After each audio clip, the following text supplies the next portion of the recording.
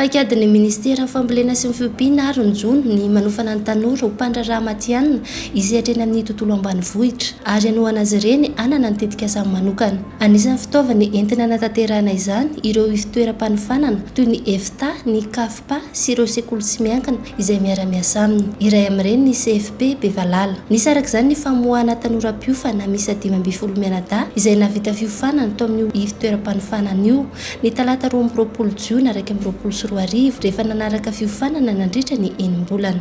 Ny tena fandraisana anjara mivantana aloha zany tanterahan'ny ministera sy ireo mpiara-nantoka rehetra ny aran'ny fanometanana dia ny fanolorana an'izy ireo ny atsotsika hoe kit de démarrage ahafahany tonga dia misehatra avy hatrany manao an'izay asa fiariana mifandraika fampiroboroboana ny fiompiana eto Madagasikara zay.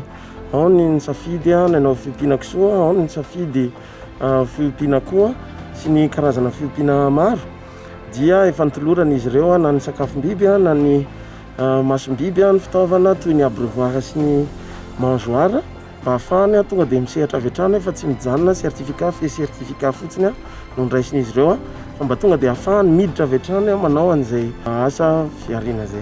Ho an'ny Rambelson Miora izay mpianatra mendrika tamin'ity andehany voalohany ity dia nisafidy ny lalam-piariana bitro fakana nofo.